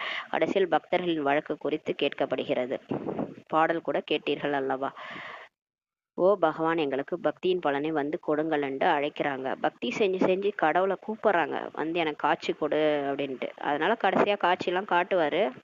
யார் அவருன்னு சொல்லுவாரு, நம்மளாம் யாரு எல்லாத்தையும் சொல்லுவாரு. அவங்க தேடின பக்தர்களுக்கு அவங்களுடைய தேவி தேவதைகள்லாம் யாரோ அவங்களுடைய காட்சியெல்லாம் கடைசியா கிடைக்கும். பக்தியின் பலன் கொடுப்பதிலே பகவான் தான் பலனை அளிக்கிறார். அவங்க பக்தி எந்த அளவுக்கு செய்யறாங்களோ அதெல்லாம் பாபாவுக்கு தெரியாது. ஆனா கடவுள் வந்து பலனை அளிக்கிறார். அவங்க செஞ்ச பக்திக்கு பலனை அளிக்கிறார் பக்தர்களை. ஆனா பக்தி வந்து பலன் கொடுக்காது. பகவான் தான் அந்த பக்தியின் பலனை கொடுக்குறாரு. நீங்க பண்ண பக்தி உங்களுக்கு பலன் கொடுக்காது. ஆனா கடவுள் வந்து நீங்க பக்தி பண்ணதுக்காக உங்களுக்கு பலனை கொடுக்குறார். பக்தர்களை தேவதையாக வந்து மாத்துக்கிறார். அந்த பக்தியின் பலனாதான் நம்மளை வந்து நம்மளும் கூட ஒரு காலத்துல பக்தர்களா இருந்தவங்க தான். தீவிர சிவ பக்தர், தீவிர நாராயண பக்தரா இருந்தவங்க தான் நம்மளை தான் வந்து தேவதையா இப்ப மாத்துறாரு. நீங்கள் நிறைய பக்தி செய்திருக்கிறீங்க. அதனால தான் நம்மளை ஃபர்ஸ்ட் தேர்ந்தெடுத்து நமக்கு ஃபர்ஸ்ட் ஞானத்தை கொடுக்குறாரு. யார் நிறைய பக்தி செஞ்சிருக்கிறாங்களோ அவங்க தான் தேவதைகள்லாம் மாத்துறாரு. வந்து அவங்க தான் ஃபர்ஸ்ட் பிகேவா ஆவாங்க. முதல் நீங்கள் தான் சிவனை பக்தி செய்தீர்கள். யார் நன்கு இந்த விஷயங்களை புரிஞ்சுக்கிறாங்களோ அவர்கள் நம்முடைய குலத்தவர் என நீங்கள் உணர்வீர்கள். இந்த ஞானத்தை எல்லாத்தையும் யார் புரிஞ்சுக்கிறாங்களோ அவங்க கண்டிப்பா நம்ம தர்மத்தினர், தேவி தேவதா குலத்தவர்ன்ட்டு உங்களுக்கு தெரியுன்றாரு. யாருடைய புத்தியில் பதியவில்லையோ அவர்கள் நிறைய பக்தி செய்யவில்லை என்று அர்த்தம்ன்றாரு. இப்ப நம்ம சில பேருக்கு என்னதான் சொன்னாலும் புரிஞ்சுக்க மாட்டாங்க. ஏன்னா அவங்க இந்த பக்தியே முடிச்சிருக்க மாட்டாங்க. அதாவது பக்தி கூட சரியா பண்ண மாட்டாங்க. அவங்களுக்கு போய் ஞானத்தை சொல்றதே வேஸ்ட்ன்றாரு. பக்தி தீவிரமா பண்ணி முடிக்கட்டும், அப்புறமா ஞானத்தை சொல்லுங்கன்றாரு. கடைசியில் வந்துள்ளனர் என புரிஞ்சு கொள்ளுங்கள். இங்கே கூட முதலில் வரமாட்டார்கள். அப்ப யாருக்கு நீங்க ஞானத்தை சொல்லி அவங்க புரிஞ்சுக்கலையோ, சிலர் வந்து இப்ப பிக் ஆயிட்டாங்கன்னு வச்சுக்கோங்களேன். உடனே அவங்க என்ன பண்ணுவாங்க, இந்த ஞானத்தை மத்தவங்க சொல்லணும்னு ஆசைப்படுவாங்க. அதுவும் அவங்க வீட்டுல இருக்கிறவங்க, அவங்க சொந்த பந்தம் எல்லாத்துக்கும் சொல்லுவாங்களா. அதுல சிலர் கேட்பாங்க, சிலர் வந்து சுத்தமா காதுலயே வாங்க மாட்டாங்க. புரிஞ்சுக்கணும், அவங்க பக்தியே சரியா செய்யல. பக்தியே பண்ணாதவங்கள்ட்ட போயிட்டு ஞானத்தை சொன்னா அவங்களுக்கு என்னத்த புரியும். பக்தி கூட அவங்க சாதாரண பக்தியை கூட தீவிரமா செய்ய மாட்டாங்க. ஒரு பண்டிகைனா இப்படி செய்யணும் அப்படி செய்யணும் அதையே அவங்க ஒழுங்கா பண்ண மாட்டாங்க. கடவுளே நம்ப மாட்டாங்க. கடவுளே நம்பாதவங்கள்ட்ட, பக்தியே பண்ணாதவங்கள்ட்ட போய் ஞானத்தை சொல்றது வேஸ்ட். அதனால பிகேவாக ஆக மாட்டாங்கன்றாரு. எங்கே கூட முதலில் வர மாட்டார்கள். இந்த கணக்கு கூட இருக்கிறதுன்றாரு. அதாவது கணக்கு என்னன்னா, யார் நிறைய பக்தி செஞ்சாங்களோ அவங்களுக்கு தான் இந்த ஞானம் கிடைக்கும். அதுதான் கணக்கு. யார் நிறைய பக்தி செய்துள்ளாரோ அவர்களுக்கு நிறைய பலன் கிடைக்கும். குறைந்த பக்தி என்றால் குறைந்த பலன் தான் சொல்றாரு. பக்தி அதிக தீவிரமா பண்ணாதான் நிறைய ஞானம் எடுப்பாங்க. நிறைய ஞானம் எடுத்தா நிறைய பலன் அனுபவிப்பாங்க. பக்தி கம்மியா பண்ணாங்கன்னா குறைந்த பலன் தான் கிடைக்கும்ன்றாரு. அவர்கள் சொர்க்கத்தின் சுகத்தை அனுபவிக்க முடியாது. பக்தி அதிகமா செய்யறவங்க துவாபர யுகத்துல இருந்து தான் அவங்க வருவாங்க. சொர்க்கத்துல வரமாட்டாங்க. அதனால சொர்க்கத்தின் சுகத்தை அவங்களால அனுபவிக்க முடியாது. ஏனென்றால் ஆரம்பத்தில் சிவனின் பக்தி குறைவாக தான் செய்திருக்கிறாங்க. அதனாலதான் அவங்க வந்து இந்த ஞானத்தை கேட்க மாட்டாங்க. ஞானத்தை கேட்கலன்னா சொர்க்கத்தினுடைய சுகம் கிடைக்காது. அப்ப சொர்க்கத்துல வரமாட்டாங்கன்றார். இப்போது உங்களுடைய புத்தி வேலை செய்கிறது. இப்பதான் நமக்கு எல்லாம் புரியுதுன்ட்டு பாபா சொல்றாரு. நம்ம என்ன பண்ணோம், பிக் ஆயிட்டு உடனே இப்ப எல்லார்ட்டையும் டமாரா அடிச்சுட்டு இருந்தோம். ஞானத்தை யாரும் கேட்க மாட்டாங்க, எனக்கு மட்டும் தான் புரியுது, மத்தவங்க எல்லாம் புரிய மாட்டுது அப்படின்னு குழம்பிட்டு இருந்தோம். இப்பதான் தெரியுது அவங்க எல்லாம் பக்தியே முடிக்கல. பக்தி முடிக்காதவங்கள்ட்ட நீங்க ஞானத்தை சொன்னீங்கன்னா அவங்களுக்கு ஒன்றும் புரியாதுன்ட்டு பாபா நமக்கு புரிய வச்சிட்டாரு. பாபா பல்வேறு வழிமுறைகளை நிறைய நமக்கு இப்ப புரிய வைக்கிறாரு. இப்ப போய் நீங்க தான் ஞானத்தை கூட வேஸ்ட் பண்ணக்கூடாது. ஞானம்ன்றது செல்வம். செல்வத்தை வேஸ்ட் பண்ணக்கூடாது. பாத்திரம் அறிஞ்சு பிச்சை போடுங்கன்றார் பாபா. நல்லது. இனிமேல இனிமையான காணாமல் போய் கண்டெடுக்கப்பட்ட செல்லமான குழந்தைகளுக்கு தாயும் தந்தையுமாகிய பாப் தாதாவின் அன்பு நினைவுகள் மற்றும் காலை வணக்கம். ஆன்மீக குழந்தைகளுக்கு ஆன்மீக தாய் தந்தை நமஸ்தே. நாம் ஆன்மீக குழந்தைகள் ஆன்மீக தாய் தந்தைக்கு நமஸ்தே. தாரணைக்கான முக்கிய சாரம். ஃபர்ஸ்ட் பாயிண்ட், ஒவ்வொரு அழிவற்ற ஞானரத்னமும் பல கோடிக்கு சமமாகும். இதனால் தனது பையை நிரப்பிக் கொண்டு புத்தியில் பதிய வைத்த பிறகு தானம் செய்ய வேண்டும்ன்றாரு. ரெண்டாவது பாயிண்ட், ஸ்ரீயின் சிரேஷ்டமான வழிபடி முழுமையாக நடக்க வேண்டும். ஆத்மாவை தூய்மையாக மாற்றுவதற்காக ஆத்மாபிமானி ஆவதற்கு முழுமையாக இப்ப முயற்சி செய்யணும் சொல்றாரு. வரதானம். அனைவருக்காகவும் சுப பாவனை, நன்மை பயக்கும் எண்ணங்கள் மற்றும் சிரேஷ்ட பாவனை, உயர்ந்த சிந்தனை தாரணை செய்யக்கூடிய அன்னப்பட்சியின் புத்தியை கொண்ட தூய்மையான அன்னப்பட்சி ஆகுக வரதானம் கொடுக்குறாரு. அன்னப்பட்சியின் புத்தி என்பதன் அர்த்தம் சதா ஒவ்வொரு ஆத்மாவிற்காகவும் உயர்ந்த மற்றும் நன்மை பயக்கும் எண்ணங்களை உருவாக்குவதுதான். அன்னப்பறவை பார்த்தீங்கன்னா நல்லதை எடுத்துட்டு கெட்டதை விட்டுரும் இல்லையா, அந்த மாதிரி நம்ம அன்னப்பறவையின் புத்தி நமக்கு வந்துடுச்சுன்னா நம்ம எப்படி இருப்போம், பகுத்தறிவு சக்தி நமக்கு இருக்கும். அதனால யார் என்ன நமக்கு தவறு, நமக்கு வந்து என்ன முதுகுலே குத்துனா கூட நம்ம அவங்களுக்கு மன்னிச்சிருவோம். ஒவ்வொரு ஆத்மாவுக்கும் நம்ம உயர்ந்த நன்மை பயக்கும் எண்ணங்களை தான் உருவாக்கணும். அவங்க தான் அன்னப்பட்சியின் புத்தின்றாரு. முதலில் ஒவ்வொரு ஆத்மாவின் மனோநிலையை புரிஞ்சுக்கணும், பிறகு தாரணை செய்வது. ஒருபோதும் புத்தியில் எந்த ஒரு ஆத்மாவிற்காகவும் அசுபமான நன்மையற்ற மற்றும் சாதாரண எண்ணங்கள் கூடாதுன்றாரு. அதாவது அன்னப்பறவை புத்தி இருக்கிறவங்க அவங்க எல்லாருக்குமே நல்லது தான் நினைப்பாங்க. ஈவன் கெட்டதே செஞ்சாலும் நம்ம நல்லதே தான் நினைக்கணுன்றாரு. ஒருபோதும் எந்த ஒரு ஆத்மாக்காகவும் அந்த நன்மையற்ற அவங்க வீணா போட்டவங்க இவங்கெல்லாம் உருப்பிடுவாங்களா இப்படிலாம் கூட நம்ம நினைக்க கூடாதுன்றாரு. சாதாரண எண்ணம் கூட வரக்கூடாதுன்றாரு. சதா சுபபாவம் மற்றும் சிரேஷ்ட பாவனை வைக்கக்கூடியவர்களே தூய்மையான அன்னப்பட்சின்றாரு. அது யாரா இருந்தாலும் எப்படியேப்பட்டவங்களா இருந்தாலும் சரி, நமக்கு வந்து ரொம்ப துக்கம் கொடுக்குறாங்கனாலும் சரி, அவங்களுக்கு கூட சுப பாவனை சிரேஷ்ட பாவனை வைக்கக்கூடியவங்க தான் தூய்மையான அன்னப்பறவைன்றாரு. அவர்கள் எந்த ஒரு ஆத்மாவின் அமங்கலமான விஷயங்களை கேட்டாலும் சரி பார்த்தாலும் கூட அதை நன்மை நிறைந்த உள்ளுணர்வின் மூலம் மாற்றிடுவாங்கன்றாரு. அவர்களுடைய திருஷ்டி ஒவ்வொரு ஆத்மாவிற்காகவும் உயர்ந்ததாக தான் இருக்கும், தூய்மையான அன்பு கொண்டதாக தான் இருக்கும்ன்றாரு. இப்போ யார் இந்த மாதிரி தூய்மையான அன்னப்பறவையா இருக்கிறாங்களோ அவங்களோட பார்வை எப்படி இருக்குன்னா எல்லாரையும் ஒரே மாதிரி தான் பார்ப்பாங்க, ஆத்மாவா பார்ப்பாங்க. அவங்க எல்லார் மேலேயும் தூய்மையான அன்பு கொண்டதாக தான் அவங்களுக்கு அந்த திருஷ்டி பார்வை வந்து இருக்குன்றாரு. ஸ்லோகன்: அன்பால் நிரம்பி அப்படிப்பட்ட கங்கையாக ஆகிவிடுங்கள், இதனால் உங்கள் மூலம் அன்பின் கடலாகிய தந்தையே தென்படுவார்ன்றார். கங்கைன்றது கடல்ல இருந்து, அதாவது அந்த கடல்ல இருந்து அந்த மேகங்களா போயிட்டு அது வந்து கிளாசியரா உருவாகி கங்கோத்ரி கிளாசியர்ல இருந்து கங்கா வெளிப்படுது. கடல்ல இருந்து தான் அந்த கங்கை வருது. இப்ப ஞான கடல் தந்தையில இருந்து தான் நம்ம ஞான கங்கை வெளிப்படுறோம் இல்லையா. நம்ம அந்த மாதிரி ஒரு அன்புல நிரம்பிய கங்கையா மாறுங்க. இப்ப பாபா சொல்ற ஞானத்தை தான் நம்ம கிளி புள்ள மாதிரி சொல்லிட்டு இருக்கிறோம், வாழ்க்கையிலையும் தாரணை பண்றோம், மத்தவங்களுக்கும் சொல்லிட்டு இருக்கிறோம், நம்ம ஞான கங்கையா மாறிட்டு இருக்கிறோம். ஆனா இப்ப அன்புல நிரம்பிய கங்கையா மாறுங்க. அதன் மூலம் பாபாவே நமக்கு மூலமா தென்படுவாரு, அன்பின் கடலாகிய பாபாவே தென்படுவாருன்றாரு. எப்பன்னா அன்பா இருக்கும்போது தான் பாபா தென்படுவார். அவ்வியக்த சமிஞ்ஞை: சகஜ யோகி ஆக வேண்டுமென்றால் பரமாத்மா அன்பின் அனுபவி ஆகுங்கள். நிறைய பக்த ஆத்மாக்கள் பிரபுவின் அன்பில் ஐக்கியமாக விரும்புறாங்க. நிறைய பேர் இப்போ கோயில்ல கூட பாத்தீங்கன்னா அப்படியே கண்ணை மூடி உட்காந்துடுறாங்க. சிவன் கோயிலெல்லாம் அப்படியே அன்பா ரொம்ப கடவுளை விரும்புறாங்க, ஐக்கியமாக விரும்புறாங்க. அது ஜோதியோட ஜோதி கலந்துடணும் அப்படின்னு நினைக்கிறாங்க. அது பக்தர்கள் தெரியாம சொல்லிட்டு இருக்கிறாங்க, செஞ்சிட்டு இருக்கிறாங்க. மேலும் பலர் ஜோதியிடம் ஐக்கியமாக விரும்புறாங்க. அப்படிப்பட்ட ஆத்மாக்களுக்கு ஒரு நொடியில் தந்தையின் அறிமுகம் கொடுக்கணும். தந்தையின் மகிமை மற்றும் பலன்களை சொல்லி சம்பந்தத்தின் லவ்லின் நிலையை, அன்பில் மூழ்கிய நிலையை அனுபவம் செய்வீங்க. அதாவது அவங்க என்ன நினைக்கிறாங்க, ஜோதியோட கலக்கணும் அப்படின்னு நினைக்கிறாங்க, ஆத்மா பரமாத்மாவோடய கலக்கணும், கடவுளாவே நான் மாறிடணும் அப்படின்னு நினைக்கிறாங்க. அந்த மாதிரி எல்லாம் ஆக முடியாது இல்லையா. அந்த மாதிரி இருக்கிற ஆத்மாக்களுக்கு அவங்க அஞ்ஞானத்துல இருக்கிறாங்க, அவங்களுக்கு பாபாவோட அறிமுகம் கொடுங்க. நாம புள்ளி பாபா புள்ளி, நம்ம வேற அப்பா வேற. அந்த அறிமுகத்தை கொடுத்து அவரோட மகிமையை சொல்லுங்க. அவர் ஞான கடல், அவர் வந்து அன்பு கடல், எல்லாமே அவர் எல்லா கடலாவும் இருக்கிறாரு. மற்றும் நமக்கு இப்ப எல்லாமாவும் இருக்கிறாரு, தந்தையா தாயா சகோதரனா சகோதரியா கணவனா பிரியதர்ஷனா எல்லா சம்பந்தத்தையும் அவர் சொல்லுங்க. அவர் சொல்லி நான் ஆத்துமா, நான் வந்து சீதையா இருக்கிறேன், அவர் ராமரா இருக்கிறாரு, நான் ஆத்துமா, நான் வந்து அவருடைய நண்பனா இருக்கிறேன், அவர் என்னுடைய கிருஷ்ணர், நான் வந்து அவருடைய சுதாமா அப்படின்ட்டு அந்த மாதிரி ஒவ்வொரு சம்பந்தத்தையும் அவங்களுக்கு புரிய வைங்க. புரிய வச்சு அன்பில் மூழ்கிய நிலையை அனுபவம் செய்ய வைங்க எல்லா பக்தர்களுக்கும் சொல்றாரு. லவ்லி நானார்கள் எனில் சகஜமாகவே லீன் ஆகுவதன் ரகசியத்தை கூட புரிஞ்சுக்குவாங்க. அப்ப அன்புல மூழ்கிய நிலையை உணர்ந்துட்டாங்கன்னா எப்படி பாபா கிட்ட ஐக்கியமாகிறதுன்ற புரிஞ்சுக்கணும். ஐக்கியமாகிறதுனா போய் ஜோதியோட கலக்கிறது அப்படி கிடையாது. அன்புல ஒருத்தவங்க நினைவுலே அப்படியே இப்போ ஒருத்தவங்க வந்து லவ் பண்றாங்கன்னு வச்சுக்கோங்களேன். அப்ப அவங்களே நினைச்சிட்டு இருப்பாங்க, எதனா கணவன் வந்து மனைவியே நினைச்சிருப்பாங்க, மனைவி கணவனே நினைச்சிட்டு இருப்பாங்க, வேற எதுவுமே அவங்களுக்கு சிந்தனையே ஓடாது, அப்படியே அந்த மூழ்கிய நிலையில இருப்பாங்க. அதுதான் மூழ்கிய நிலை. அதை போய் ஜோதியோட ஜோதி கலந்துருச்சுன்ட்டு சொல்லிட்டாங்க சாஸ்திரத்துல, அந்த மாதிரி சொல்லிட்டாங்க, பக்தியில சொல்லிட்டாங்க. ஆனா வந்து உண்மையிலே வந்து நம்ம பாபா நினைவுலே இருக்கிறோம். அதாவது சுத்தி என்ன நடக்குதுன்னே தெரியல, நான் வந்து அவரோட அன்பிலே மூழ்கி இருக்கிறேன். விநாசமே நடக்குது, கடல் கொந்தளிக்குது, சுத்தி எல்லாம் நிலநடுக்கம் நடக்குது, ஆனா எனக்கு எதுவுமே தெரியல. நான் வந்து பாபாவோடைய அன்புல மூழ்கி இருக்கிறேன். நான் வந்து புள்ளியா அப்படியே பாபாவோட ஐக்கியமாக, இந்த உடல் என்ன ஆச்சுன்னு கூட எனக்கு தெரியல, உறவினர்கள் என்ன ஆனாலும் எனக்கு தெரியல, நான் அப்படியே பாபாவை நினைச்சு மூழ்கி இருக்கிறேன். அதுதான் அந்த லீன் ஸ்டேஜ், மூழ்கிய நிலை. அந்த மாதிரி சுத்தி என்ன நடக்குதுன்னே தெரியாம அப்படியே மூழ்கி போயிருக்கிறது கடவுளோட நினைவுல. அதாவது ஒரு மனுஷங்களுடைய நினைவுல மூழ்கி இருக்கிறாங்க இல்லையா. இப்ப லைலா மஜ்னு இவங்கெல்லாம் சுத்தி என்ன நடக்குதுன்னே தெரியாம ஒருத்தவங்களுக்காக சாகிறதுக்கு கூட துணிஞ்சிடுறாங்க. அதாவது ஒருத்தவங்கள தேகதாரியினுடைய அன்பே வந்து ஒருத்தவங்களை வந்து தற்கொலை பண்ணிக்க வைக்குது. அப்போ ஒரு கடவுளுடைய அன்பு, ஒரு பரமாத்மாவுடைய அன்பு எந்த அளவுக்கு இருக்கும், அவர் மேல நம்ம வைக்கிற அன்பு அந்த அளவுக்கு இருக்கணும். அவரோட நினைவுல நம்ம மூழ்கி போயிடணும். அந்த அளவுக்கு நீங்க பக்தர்களுக்கு புரிய வைங்கன்றாரு. அன்பில் மூழ்கி நீங்க அனுபவம் செய்ய வைங்க.